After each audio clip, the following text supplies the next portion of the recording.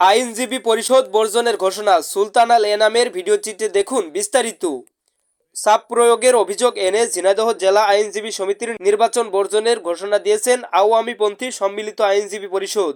27 November বুধবার সকালে বার ভবনে এ ঘোষণা দেন তারা। আইনজীবীদের অভিযোগ, বৈষম্য বিরোধী ছাত্র আন্দোলনের নেতৃবৃন্দ তাদের বিরুদ্ধে অবস্থান নিয়ে চাপ দিচ্ছে। এছাড়াও প্রতিদ্বন্দ্বী প্রার্থীরাও নির্বাচন নিয়ে ষড়যন্ত্র করছে। এতে আইন শৃঙ্খলা পরিস্থিতি আরও খারাপ হতে পারে, যে কারণে তারা নির্বাচন বর্জনের ঘোষণা দেন। আগামী 28 নভেম্বর জেলা আইনজীবী সমিতির নির্বাচন অনুষ্ঠিত হবে।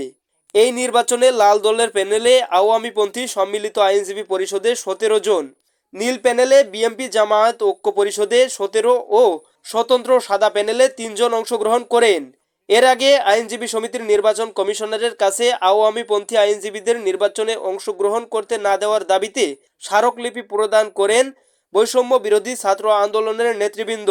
অ্যাডভোকেট আব্দুল আজিজ, আহ্বায়ক, আওয়ামীপন্থী সম্মিলিত আইনজীবী পরিষদ, ঝিনাইদহ।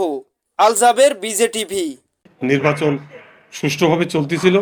ইতিমধ্যে আমাদের বিরোধী প্যানেল এবং বৈষম্য বিরোধী ছাত্র আন্দোলন তারা ষড়যন্ত্রমূলকভাবে আমরা যাতে এই ভোটে অংশগ্রহণ না করি, ভোটের থেকে সরে দাঁড়ায়, সেই মর্মে আমাদের উপরে বেআইনিভাবে বল প্রয়োগ করে এবং চাপ দেয়, যে চাপের কারণে শান্তি শৃঙ্খলা বিঘ্নিত হওয়ার পরিবেশ সৃষ্টি হয় এবং শান্তি শৃঙ্খলা বিনষ্ট হওয়ার সর্বপ্রকার পরিস্থিতি সৃষ্টি হয়।